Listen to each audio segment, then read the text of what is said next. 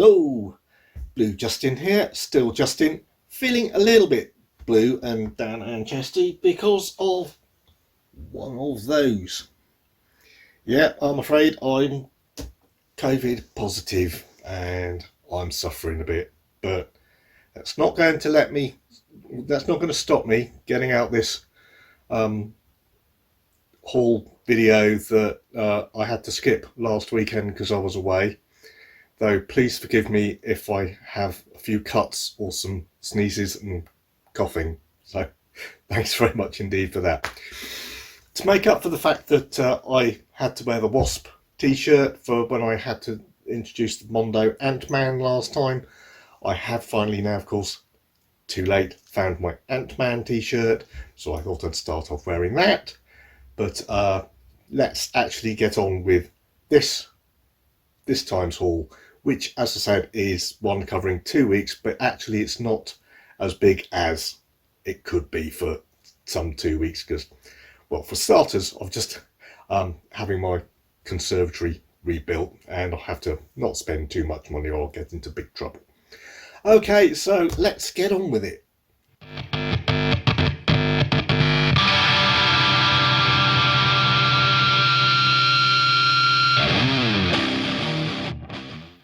Right, and first up out of the gate we have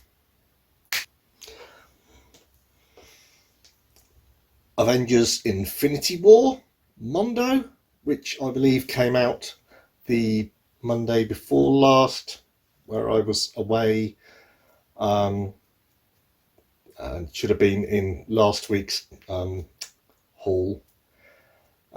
This is obviously the Mondo 4K as part of the recent Mondo 4K MCU releases. This was the next in line, and I'm having great use out of this particular t-shirt as Mondo go through their MCU releases. This one, as is usual with them, it's quite a busy cover, but that's not to say it's bad. But at the same time, as I say, it is busy. Obviously, those who still like their Mondos will still want to get it. The contents will be the same as any other 4K release of Avengers Infinity War. So it's purely up to you whether you want to collect the Mondos or happen to particularly like this artwork. And let's face it, it is hard to not have a busy looking cover if you want to put on the majority of characters in one of the big Avengers movies like Infinity War, because there are an awful lot of characters in there. But yeah, that's pretty darn good, and really looking forward to rewatching that actually quite soon. I thought I might do like an Avengers run from the beginning, which seems like a good idea to me. And again, okay, one last look. There you go.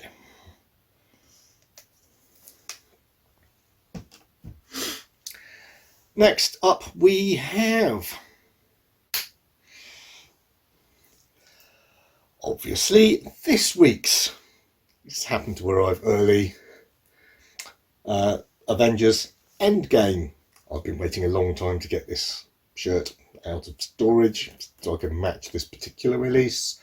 And obviously, again, this is the Mondo 4K, and again, a rather filled cover with lots and lots of characters on there, as befits the fact there are lots and lots of characters in the film.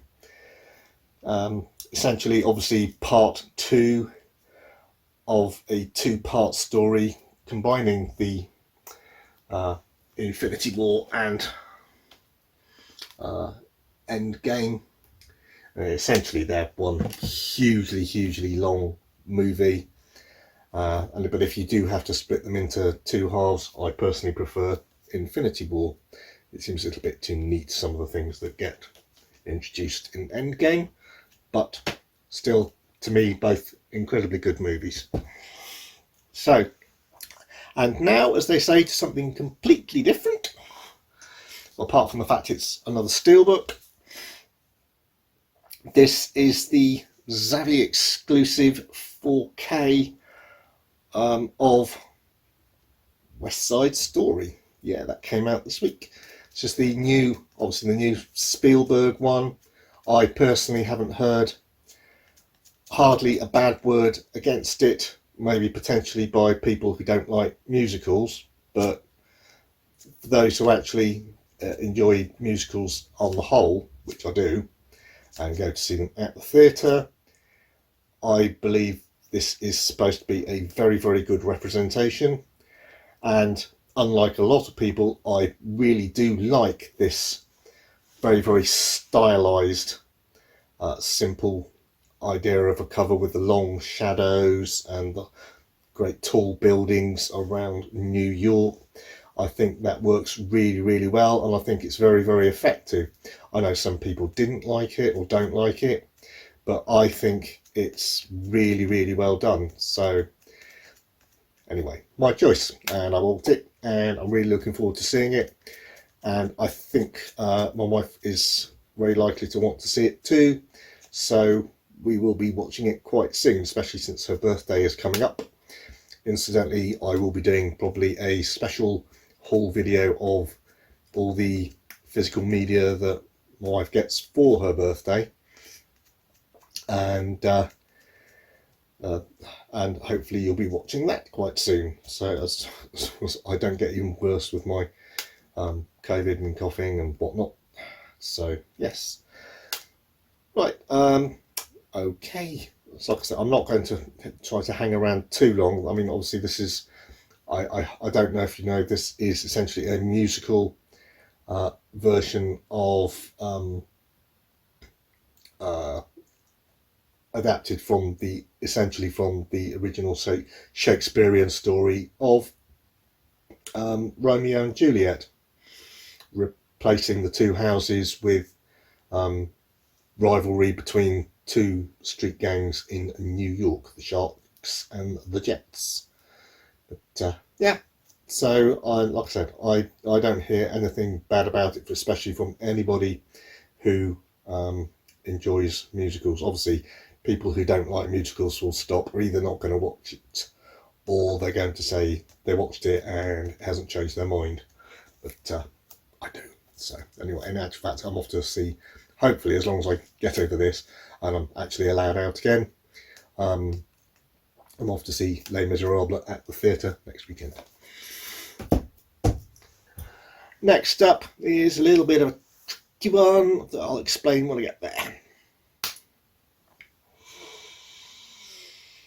And that is Escape from LA. Now this, as I think most people will know, is the follow-up that happened many years later, and annoyingly to me, Kurt Russell still managed to apparently fit into the same costume that he wore, or the same clothes that he wore for the first film, so many years previously, because he hadn't put on a pound in weight. I hate him. I don't think it's anywhere near as good as the absolute classic Escape from New York, but it's still a good bit of fun, especially as long as you can suspend your disbelief with how close people can get to lava without having their skin boiled off, which I usually find quite hard, but I managed with Lord of the Rings, so I think I can hopefully manage here again. And Kurt Russell's always good value, and it's a good laugh. But as I said, I do have a rather large, difficult problem here, because I ordered mine from the US, this one. As you can see, it's got no UK marking, you can tell. Because that was before the UK announced it was actually going to be released in 4K over here. And I kept the US order because it was really quite cheap. I think that's possibly because the US one's only got a 4K disc in it. It doesn't have a Blu-ray copy. which is odd. I mean, to be honest, the Blu-ray copy isn't going to cost them hardly any more, except for the fact in this particular case, I don't know if there's a Blu-ray copy of this movie out anyway in the UK, so they can't just shove a freebie one in, so to speak, or in America. So it would actually cost them more to print one up. So in actual fact, this did turn out to be a bit cheaper. However, as is widely known now, there does appear to be a sound problem if you are using a proper surround sound system. If you're just using your TV, you won't notice it. But if you're using a proper surround sound system, apparently there's a problem with the center channel, or I think it's the center channel. And even though I think America have already announced that they're doing a replacement disc service, and it's heavily rumoured the UK will be doing a replacement disc service. The big trouble for me, obviously, is because I got it from America direct. Even though America have said they're doing a replacement disc service, they will only do a replacement disc service for people in America. So I'm totally stuck because I ordered it from abroad and they won't send me a replacement disc because I'm not in America. This is not going to go well, is it? No. It's a risk you take sometimes, and I just appear to have fallen foul of bad luck this particular time. I'll just have to see how bad the sound is and deal with it in the long term. I don't know whether I'll be able to just wait until the price drops on a replacement, or maybe that I will be able to find someone in the States who'll be able to get me a replacement if I send this over to them, or I don't know what's the cheapest way for me to do it. I really don't know. But yeah, still good bit of fun, and bit of all action adventure, silliness. Good old Snake. Can't go wrong with Snake. Right. Next up, we go back to the 80s. I think it's the 80s anyway, with Sliver. This is an erotic thriller starring Sharon Stone. I don't know why I had to look. I knew it was Sharon Stone. This came soon after her role in Basic Instinct, and it was quite obvious that the people who made it were trying to recapture the success of that film. They certainly didn't succeed, but it did have some fun bits. I saw this one at the cinema as well, I do remember.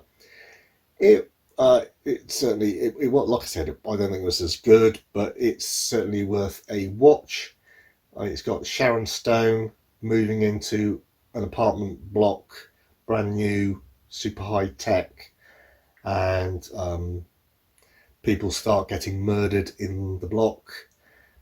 Is it all the responsibility of the owner with the voyeurism problem, cameras all over the place, played by William Baldwin, or is it potentially down to the mysterious writer with dark imagination, played by Tom Berenger? And as the tagline, I believe, for the film says, you like to watch, don't you? And I would like to watch it again. Next up is this week's entry for a foreign movie. This one is called, I'll just double check the title before I hold it up, because I won't be able to remember otherwise. Kamui Gaiden. Yeah, this one is a Japanese ninja movie. It's a lone ninja who's even amongst his own ninja team or creed or whatever. He's a bit of a loner and wants to split away from the idea of murdering people as he's paid to do, and which is his only job. So he tries to leave the whole idea behind, and obviously there's great difficulty in doing so because of clan affiliations, etc. And I hear that it has absolutely incredible action and set pieces, so I'm really looking forward to it. This is available in the UK, but I chose to get the American version because sometimes, not always, I just want the option of having an English dub if I want one. Sometimes I just want to follow the picture without having to look down or be distracted, especially once I've watched it the first time and understand the plot or whatever. I really don't understand why, but it seems to be quite common that in the UK, maybe there are quite a lot more purist in the attitude, and in the US, they want to make sure that there's a dub available because otherwise they don't sell as many. I don't know the various reasons, and I'm not going to speculate in case it insults any particular country because that would be unfair. I'm just going by what I observe from the different studios. However, I would say in this particular case, the American release, this particular case and others, the American release has an English dub, obviously as well as English subtitles, and plus the original Japanese audio. And the Japanese audio on this one is in True HD 6.1, which is better than the English, which is in True HD 5.1. And the obviously, as I said, subtitles in English, but if you get the UK release, it's only got it in Japanese. Now I think it's in Japanese True HD and in PCM, so it's a better, maybe a higher quality soundtrack, and maybe has the original PCM stereo. But personally, I just particularly thought I'd like this one, so, and that's my choice. And anyway, bit of high spectacular actions from ninjas, can't go wrong really. This one probably I've been meaning to pick up, not probably, but sort of thing I've been meaning to pick up for quite some time, and was influenced by last weekend when I was away, and that is Uncle Buck with John Candy. Now, as you know, because I didn't produce my haul video last weekend, I was away on holiday for a long weekend. It's a rock festival. It was really, really good, but there was a couple of points where I needed to take a break, and during one of those I noticed that on the TV they actually had Uncle Buck showing, and I caught quite a bit of the movie, or just before the end, but there was a band on, so I had to go back to the venue area to watch the band that I wanted to watch. So I missed the end, and I thought to myself, well, what a perfect opportunity and excuse that is to go and get the movie so I can watch it all the way through from the beginning to the end and not miss it this time. So excuses are us. Serendipity, I call it. And obviously, a movie this sort of age, it's not going to be. It wasn't too expensive to do, so that's good. And the great John Candy. Who can go wrong with the great John Candy? So great. And talking of, that inspired me to also pick up Trains, Planes and Automobiles. I don't know why this is the same. This has got the same barcode, etc., as the one that's got the aircraft boarding sign or whatever on the usual cover, but this is the one that Amazon are selling at the moment. so I don't know why they've got the different colours on the same for the same barcode and things, which is not they're not supposed to really do. I'm pretty sure they're the same discs, however. And obviously, I think quite famously, John Candy and the great Steve Martin um, headed home for Thanksgiving and get stuck because of the snow. They have to share various transport trying to get back to where they both come from, and shenanigans ensue. Very, very funny film indeed. Really looking forward to watching that. I don't think I've ever seen it again. It's another one I've watched bits of. Oh, those aren't pillows.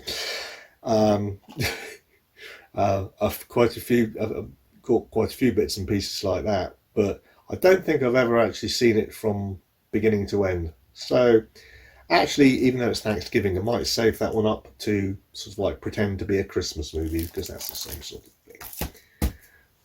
Right. Next up, we have moving on to a TV series. The next one that's in line for me, and that is Series 2 of The Boys. I have Series 1, though I haven't watched it yet. However, I'm very, very confident I'm going to enjoy it when I do. What could go wrong with superpowered people with superpowers who just like they might be supposed heroes, but they it's very difficult to control what they do, and who wants to how are you going to control them to make sure that they don't turn into real super villains? So who knows who's decided who's a villain and who's a hero. I like I said, haven't seen it, but on the fact it's an 18 rated with strong violence, gore, sex, nudity and very strong language, I'm pretty sure that it's going to explain all to itself, and I'm going to enjoy it very, very much indeed. That's both series. I don't know. I know we're on to a lot later series than that now, but I'm not sure what particular broadcaster it's on now. So I'm really hoping that they keep on putting it out on physical. Otherwise, I'm very, very concerned that it's going to go to somewhere like Netflix or something like that, who won't keep on putting it out. You just can't tell nowadays, especially with TV series.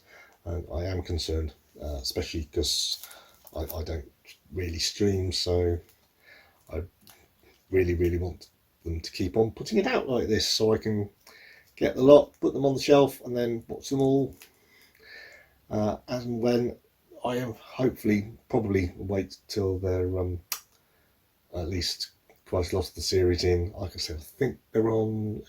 They've been announced 5 or have started series 5 now, or season 5 now. I can't remember. But anyway, yeah, that's The Boys.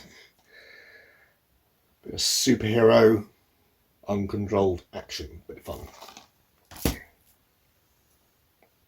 And what else do we have? Oh yes, this is, as you may have seen, I think it was last time or very recently, I showed you I got the season 3 of Blindspot, about the woman who was discovered in Times Square covered in tattoos that led to crimes, and an organisation that a great overarching plot. Now, the original overarching plot sort of finished or completed with the end of season 2, but seasons 1 and 2 did come out in the UK on Blu-ray, and that's where I watched them. They're very, very good. I enjoyed them. They started discovering new, strange bioluminescent tattoos at the end of season 2. Now I don't know whether or not they planned this or they just wanted to carry on with the idea and realised that they sort of like used up their original plot. But I still hear that it was it remained a good series, and in fact people wanted them to carry on and they actually refused to carry it on because they thought they had exhausted the potential of the series and they didn't want to go out on a low. So I thought that sounded good. Actually, as someone who said no, we're not going to go on because we don't want to be considered like we're just drifting. So anyway, I said okay. Like I said, I showed you last time that I bought season 3, and season 3 I got on the Australian release because it's a lot cheaper than the season 3 American release. And from season 3 onwards, there is no UK release on Blu-ray. However, Australia did, like I said, Australia got season 3, but they didn't get season 4, so I had to switch to America for season 4, which this is. This isn't the final season. However, it is the final season that you can get on Blu-ray, which is extremely annoying because there is a season 5. Now, season 5 is only a half season, which really like wraps. It's like a 10 episode season, which wraps up all the loose ends, and they didn't do the whole thing, but they obviously knew what they were doing. That was their pure intention. However, unfortunately, nobody, not even in the US, has put it out on Blu-ray. It's available on DVD all around the world, so it looks like once I've finished watching the Blu-ray of season 4 to finish off and find out where the plot goes, I will have to get season 5 on DVD and just watch the last few episodes to clear up the plot points, which I think is a great shame, unless of course they somebody decides years after the event, or a couple of years after the event, whatever, I think it only finished in 2021, something like that, to release that half season as a Blu-ray, in which case obviously I will pick it up so I can watch it on a better format, as is my want and as I want to do. However, talking of DVDs, I will, as an unusual thing, actually pull out now a DVD which I bought. I'll tell you for why. Now, this is the DVD set of Out of the Unknown. This is the remaining episodes. These are the only, all 20 surviving episodes for all the seasons 1 to 4. There's documentary, there's commentaries, there's interviews, reconstructions of some of the ones that are missing. There's film inserts from the ones that are missing, and some stills galleries, and there's an illustrated booklet as plus full episode credits included. This is Out of the Unknown is essentially one of those series, a bit like The Outer Limits and Twilight Zone. It's sort of like anthology science fiction type series. Very highly regarded, and I'm really looking forward to seeing it.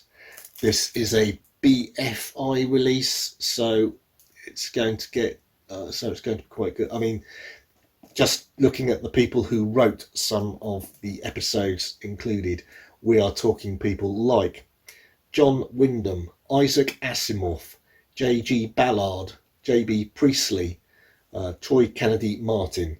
I mean, we're talking some of the real big names of science fiction here. So it's the sort of thing that you really want to see, whether or not it's never been available on Blu-ray, and I don't think it ever will be. And so I picked it up now, and the reason I'm showing it to you now and making sure you know about it is, sorry again, is because this month it goes out of print at the BFI. It's already not available on most places like Amazon,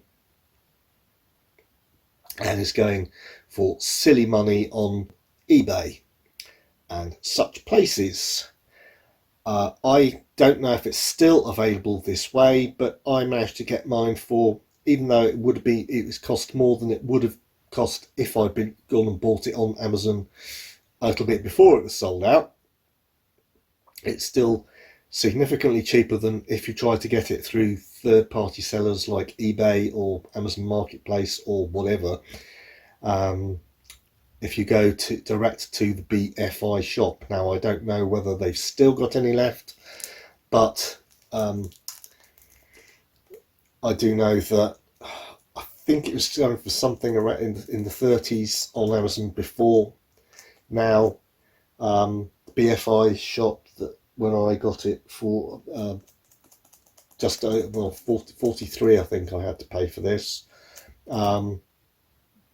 But if you go to Amazon Marketplace or eBay or something, it's already going for around about the £60 plus mark. So if you are interested, and I think it's well worth the purchase, if you're interested in this sort of material of this era,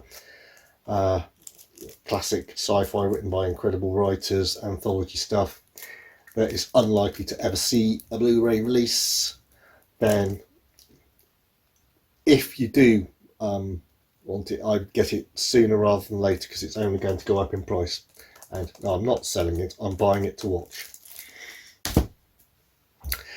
Anyway, that is enough from me for today. That is, yeah, I'm surprised enough, that was 2 weeks worth of purchases for me. Like I said, a little bit less than normal for certainly for 2 weeks.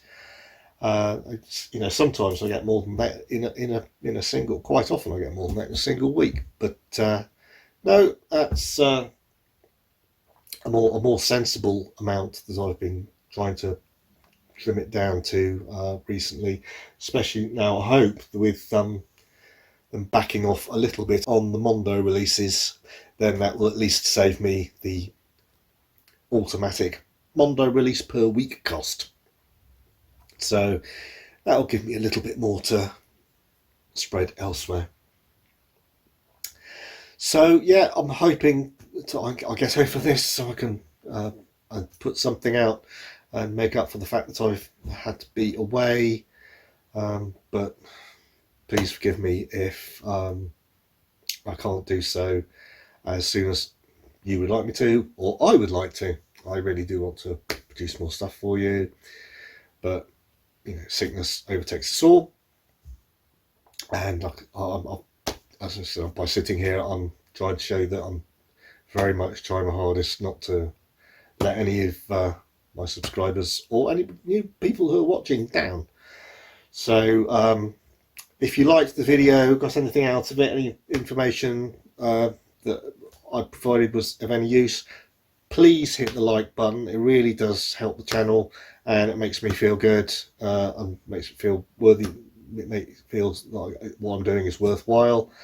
And if you liked it, also, and you think you might be going to enjoy anything else I'm likely to be putting out, please hit the subscribe button and the notification bell to let you know when I've put out some more videos.